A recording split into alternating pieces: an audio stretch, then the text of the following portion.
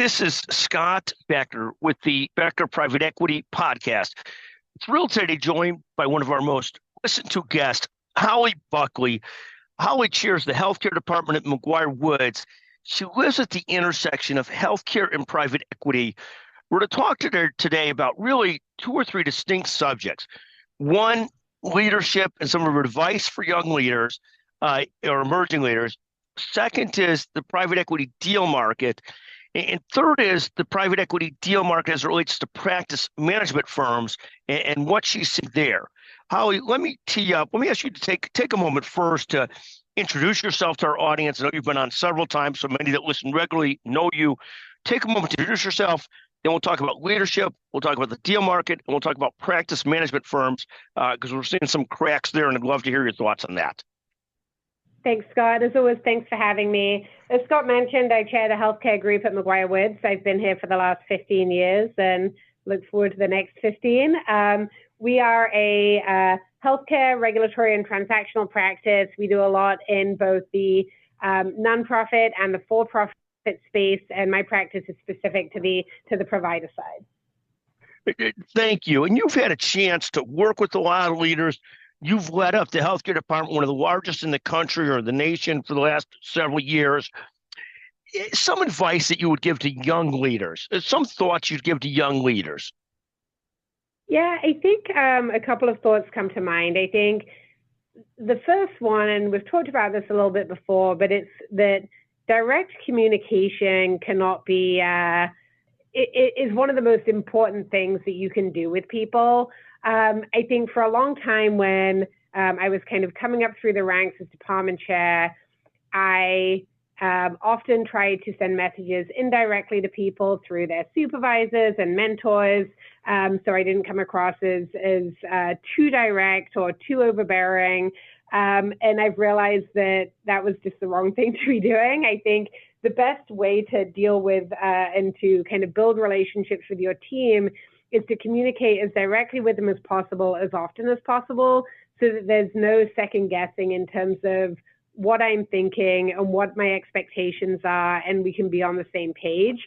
And it also really helps with kind of the second theme, which I think is trust. The way to be, I think, a good leader over a long time period and to build a team that sticks with you and that you can build with and grow with is to have a group of people around you who trust you. So some of that comes from communication, but a lot of that comes from doing what you say you're going to do. And you can always change direction, but being a consistent person and following through on your commitments are just critically important. So to me, those are the two things I think about frequently and I'm focused on right now, which is direct communication and building long-term trust. Thank you very, very much. And talk about for a moment, so long-term trust, direct communication. Talk about the private equity deal market right now. We're seeing a rebound in the deal market, at least amongst the big funds. What are you seeing? I mean, we've got more of a mid-market to large market practice. What are you seeing in terms of the PE practice and what's going on? Yeah, I'm seeing a few different things. So number one, we've discussed this before, but there's just a huge amount of dry powder. Funds have gone out and have these very substantial funds. Most of the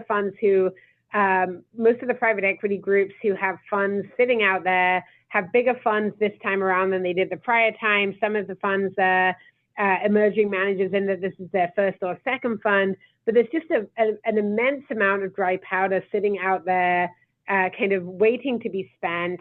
And put to work, and everyone is kind of looking for the right opportunity, but also in somewhat of a gun-shy way. So valuations had got very, very frothy previously, and now people really want to make sure that the investments that they're making are sound and prudent, but they also need to make investments. So I think we're seeing an uptick in deal activity and deal interest. We're also seeing, and this is super interesting, but platforms start to come to market on the sell side. So funds looking to trade their platforms that they've been holding and sell them. And this is happening right at the intersection of the new HSR rule coming out. So on October 10th, we finally got the new HSR rules that have been initially socialized in, I think, June of 2023. The final version of them were pushed out last week. They'll be effective 90 days from when they're published in the Federal Register, so mid-January. And that's going to certainly, in some ways, complicate the sell-side deals as well as kind of the new platform acquisitions that are over the HSR threshold. These new rules are a lot more burdensome than the prior rules. A lot more information disclosure will be required.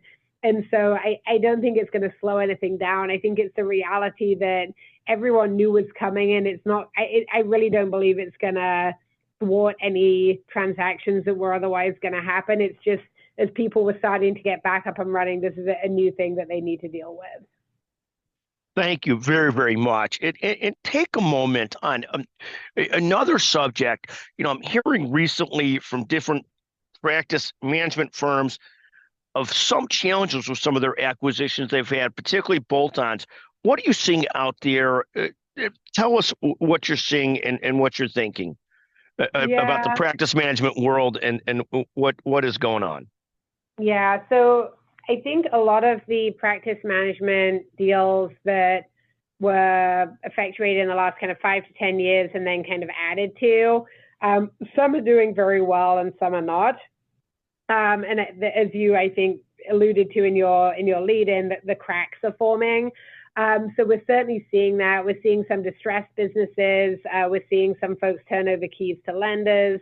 And so certainly there was a lot paid for some of these platforms, and that's not being fully realized by the funds holding them. So we're seeing a lot of effort to either turn some of these around, take a pause on M&A.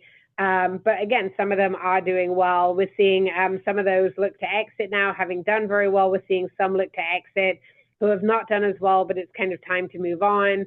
And then we are seeing kind of interest in new platforms, but it's in a more, I'd say, a limited amount of subsectors. So it's a very mixed environment out there for PPM. And then there's also, as we've talked about before, kind of the government headwinds. There's the state filing requirements that are kind of popping up all across the country. There's kind of the negative narrative from federal and state governments on private equity investment in healthcare providers, a lot of which is targeted at PPM and roll-up. And it's a very choppy environment out there.